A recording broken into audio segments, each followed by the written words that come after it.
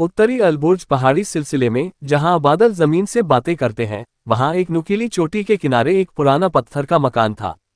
उस मकान में एक बुजुर्ग मौलवी अकेला रहता था। दूर दूर तक उसका कोई नहीं था, बस चिड़ियों की चहचहाहट और हवाओं की सिसकियां उसकी हमराज थीं। एक दिन सुबह सुबह मौलवी अपने पुराने लकड़ी के दरवाजे को खोलकर बाहर निकला। ठंडी हवा का झोंका उसके सफेद दाढ़ी में लहराया। तभी उसकी निगाह पहाड़ी के उस छोर पर गई जहां चट्टानें सीधी खाई में गिरती थीं। वहां एक नौजवान लड़की खड़ी थी। उसकी आंखों से आंसू बह रहे थे और चेहरा दर्द की चादर में लिपटा था। मौलवी तेजी से उसकी ओर लपका और बोला, ए बेटी, रुक जा, ये जिंदगी तुझसे हार नहीं मान रही, बस थोड़ी हिम्मत चाहती है। लड़की ने गुस्से में पीछे देखा और कहा, तुम क्या जानो मेरा दर्द? मेरा शौहर 3 महीने से लापता है। लोग कहते हैं वो मुझे छोड़ गया और मेरे घर वालों ने मुझे घर से निकाल दिया। अब इस दुनिया में मेरा कोई नहीं। मौलवी ने बड़े प्यार से उसकी बात सुनी और फिर कहा, चलो मेरे साथ, मैं तुम्हें एक जगह दिखाता हूँ, शायद वहां तुम्हें जवाब मिल जाए। लड़की पहले झिझकी, लेकिन उसके लफ्जों की नरमी और आंखों की सच्चाई में कुछ ऐसा था कि वो उसके पीछे चल दी। मौलवी उसे लेकर पहाड़ों के भीतर बनी एक रहस्यमय सुरंग में ले गया। ये सुरंग बहुत पुरानी थी, अंदर अजीब सी नक्काशियां बनी थीं। चलते चलते दोनों सुरंग के बीचों बीच पहुंचे।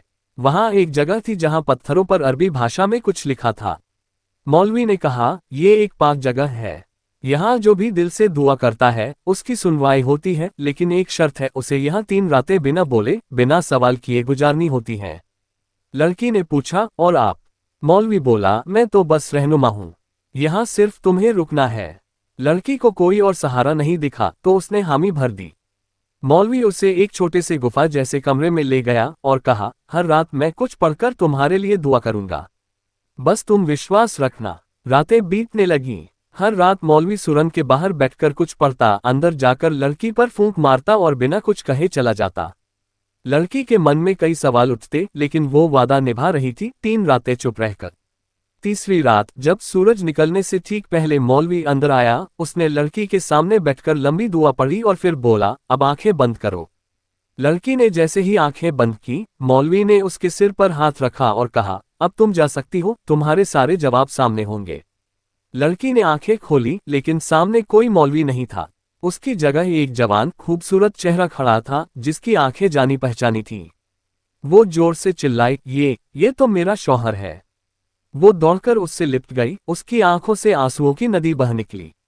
वह चिल्लाती रही, तुम कहाँ चले गए थे?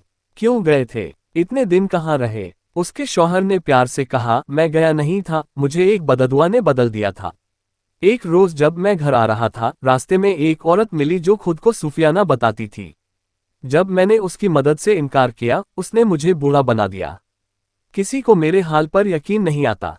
फिर एक पीर ने मुझे बताया, अगर तुम्हारी बीवी तुम्हारे पास उस सुरंग तक आ जाए और 3 रातें वहां बिना सवाल किए गुजारे, तो तुम अपनी असली सूरत पा सकते हो।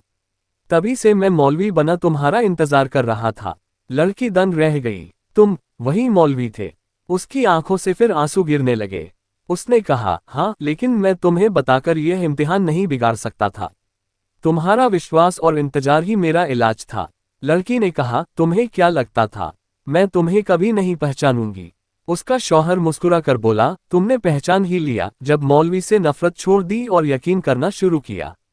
वो दोनों एक दूसरे को देख मुस्कुरा दिए। उस वीरान पहाड़ की रहस्यमय सुरंग में जो मोहब्बत दफन थी, वो अब दोबारा जिंदा हो चुकी थी। हर चेहरा जो अजनबी लगे, जरूरी नहीं कि वो तुम्हारा दुश्मन हो। हर खामोशी में साजिश नहीं होती, कभी कभी रहमतें भी छुपी होती हैं। और सच्ची मोहब्बत सिर्फ एक इंसान को नहीं, उसकी हर हालत को अपनाने का नाम है।